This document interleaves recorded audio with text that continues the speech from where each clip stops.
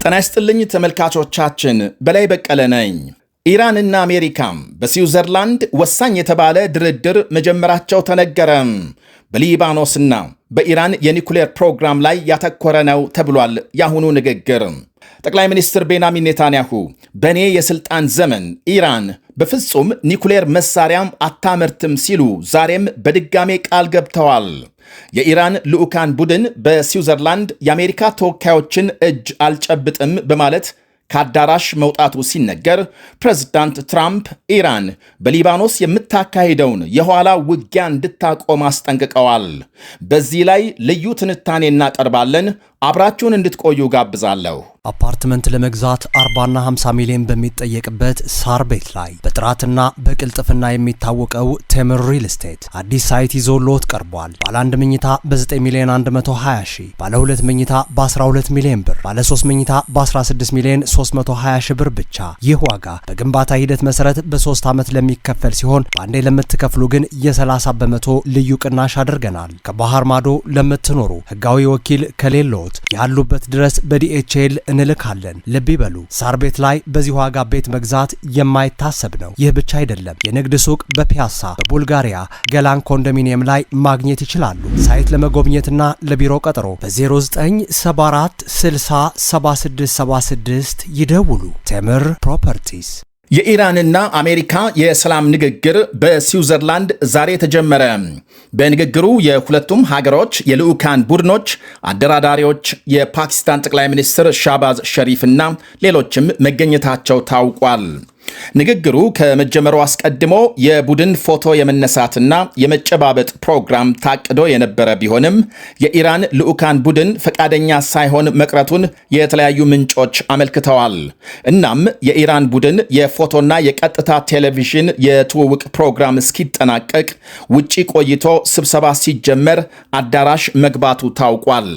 የዛሬው የሰላም ንግግር የእስራኤልን የሊባኖስ ዘመቻ በመቃወም ኢራን የሆርሙዝ መተላለፊያን መዝጋቷን ተከትሎ ነው የተጀመረው። የአሜሪካ ምክትል ፕሬዝዳንት ጄዲ ቫንስም ስዊዘርላንድ የገቡ ሲሆን በዚህኛው ንግግር የሊባኖስ ግጭትና የኢራን ኒኩሌር ፕሮግራም ዋነኛ አጀንዳ ይሆናሉ።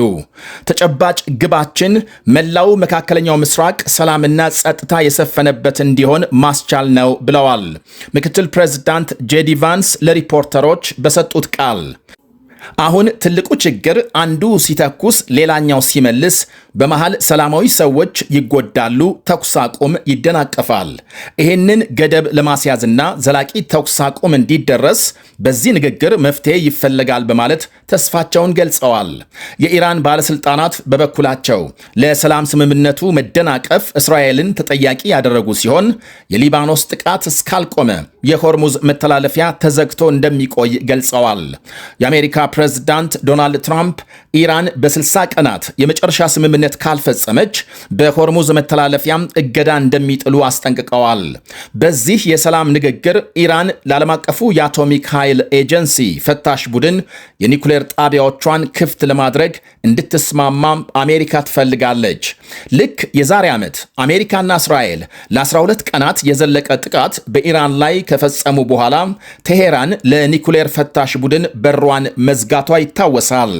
በተለይ ፎርዶ፣ ናታንዝና ኢስፋሃን የተባሉ ዋነኛ የኢራን ኒኩሌር ጣቢያዎች ይፈተሹ ዘንድ ኢራን የምትስማማ ከሆነ ኳታር ውስጥ እንዳይንቀሳቀስ የታገደባት ከ6 ቢሊዮን ዶላር በላይ ገንዘብ እንደሚለቀቅ ቃል ተገብቶላታል። ኢራን በድብቅ አበልጽጋለች የተባለው ከ400 ኪሎ ግራም በላይ የኒኩሌር ቦምብ መስሪያ ዩራኒየም ከሶስቱ ዋነኛ ኒኩሌር ጣቢያዎች በአንደኛው እንደሚገኝ የዓለም አቀፉ አቶሚክ ኤጀንሲ ይገልጻል።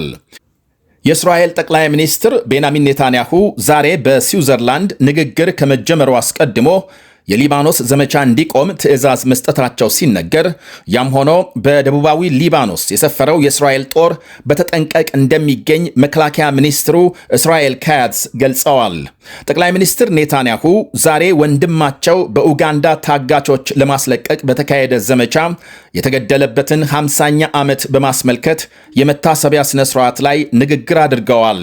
በነገራችን ላይ ከእስራኤል ቴል አቪቭ ተነስቶ ወደ ፓሪስ 139 መንገደኞች ጭኖ ሲበር የነበረ የፈረንሳይ አውሮፕላን በፍልስጤም ተዋጊዎች ተጠልፎ ኢንቴቤ ኡጋንዳ እንዲያርፍ ይደረጋል።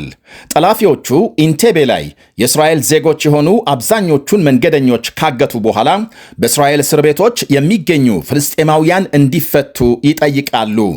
ለበርካታ ቀናት የእገታው ድርድር ሲካሄድ ከቆየ በኋላ በመጨረሻም የእስራኤል ልዩ ኮማንዶዎች ድንገት የኢንቴቤ አውሮፕላን ጣቢያን ወረው ታጋቾችን ማስለቀቅ ችለዋል። ድፍን ዓለምን ያስደነቀና የፊልምና የመጽሐፍ ደራሲዎችን ቀልብ የሳበውን ልዩ የእስራኤልን የኢንቴቤ ዘመቻ የመራው ደግሞ የጠቅላይ ሚኒስትር ቤንያሚን ኔታንያሁ ወንድም ዮናታን ኔታንያሁ እንደነበር ይነገራል። የእስራኤል ወታደራዊ መኮንን ዮናታን ኔታንያሁ ድንቅ የተባለውን የኢንቴቤ ዘመቻ ከመራና አጋቾች ተወግደው ታጋቾችን ካስለቀቀ በኋላ እዚያው ኢንቴቤ ተሰውቷል። የእስራኤል ኮማንዶዎች 2500 ማይልስ በረው ኡጋንዳ በመግባት ታጋቾችን ያስለቀቁበት ሙሉ ዘመቻው 1 ሰዓት ተኩል ብቻም የፈጀ መሆኑ በወቅቱ ዓለምን ማስደነቁ ይወሳል።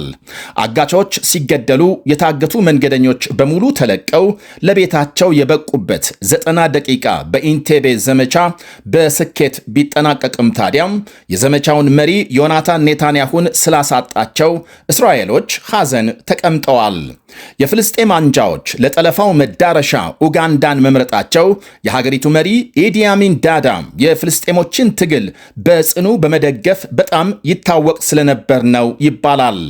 የእስራኤል ጠቅላይ ሚኒስትር ቤንያሚን ኔታንያሁ የወንድማቸውን ሞት 50ኛ ዓመት በሚያስቡበት ዛሬ ደግሞ ቀንደኛ ጠላት የሚሏትን ኢራንን እየተዋጉ ናቸው። ኔታንያሁ ኢራን የኒኩሌር መሳሪያ እንዳታመርት የመከላከል ስራችን በምንም መልኩ ለድርድር አይቀርብም ብለዋል። የፈለገው ድርድር ይሁን ወይም ደግሞ የዲፕሎማሲ ስምምነት ይደረስ ኢራን ኒኩሌር እንዲኖራት አንፈቅድም በማለት የሀገራቸውን አቋም በግልጽ አስቀምጠዋል። ቢያንስ በኔ የጠቅላይ ሚኒስትርነት ዘመን ኢራን በፍጹም ኒኩሌር አይኖራትም ሲሉ በወንድማቸው ስም ለሕዝባቸው ቃል ገብተዋል። ባለፈው 1 ዓመት በኢራን የተፈጸሙ ዘመቻዎች የኒኩሌር ግንባታዋን በማዳከም ረገድ ውጤታማ መሆኑን ገልጸዋል። ፕሬዝዳንት ትራምፕ በሌላ በኩል ኢራን ከኋላ በምትመራው ቡድን አማካኝነት በሊባኖስ የምታካሂደውን ውጊያ እንድታቆም አስጠንቅቀዋል።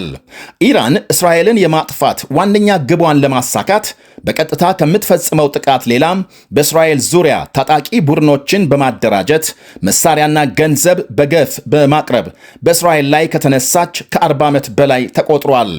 በሊባኖስ ሄዝቦላህ፣ በየመን ሁቲ፣ በጋዛ ሐማስ፣ በኢራን ከሚመሩ ሚሊሻ ቡድኖች ዋነኞቹ ናቸው። ውጤቱ ግን ከሁሉም በላይ ታጣቂ ቡድኖቹ የሰፈሩባቸውን ሀገሮች ክፉኛም ያደቀቀ ለመሆኑ ጋዛና ሊባኖስን መጥቀስ ብቻም ይበቃል። የኢራን እስራኤልን የማጥፋት ህልም በመቶ ሺዎች የሚቆጠሩ ንጹሐንን ሕይወት አስገብሯል። ብዙ ሚሊዮኖችን አፈናቅሏል። በቢሊዮኖች የሚገመት ውድመት አስከትሏል። ሐማስ ድንበር አልፎ ለፈጸመው ጭፍጨፋ እስራኤል በወሰደችው የብቀላ እርምጃ በ2 ዓመቱ የጋዛ ጦርነት ብቻ በጥቂቱ ከ70 ሺህ በላይ ሰላማዊ ፍልስጤማውያን መገደላቸው ይነገራል። አሁን በቅርቡ እንኳን ከመጋቢት ጀምሮ በሊባኖስ አዲስ በተቀሰቀሰው ውጊያ ከ4000 የሚልቁ የሊባኖስ ዜጎች ሲገደሉ በሚሊዮኖች የሚቆጠሩ መፈናቀላቸውን የሊባኖስ ጤና ሚኒስቴር ገልጧል። የሰላማዊ ሰዎች ግድያ፣ መፈናቀል፣ ስደትና የንብረት ውድመት ተጠናክሮ የቀጠለ ሲሆን በየጊዜው የሚደረሱ የሰላም ስምምነቶች ከወረቀት ሳያልፉ ተጨናግፈው ቀርተዋል።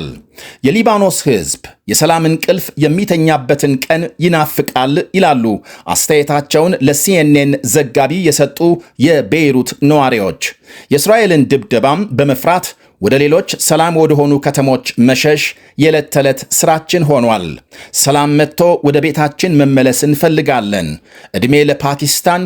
አሁን እየተካሄደ ያለው የሰላም ድርድር ተሳክቶ የተሻለ ጊዜ እስኪመጣም በጉጉት እንጠብቃለን ብለዋል።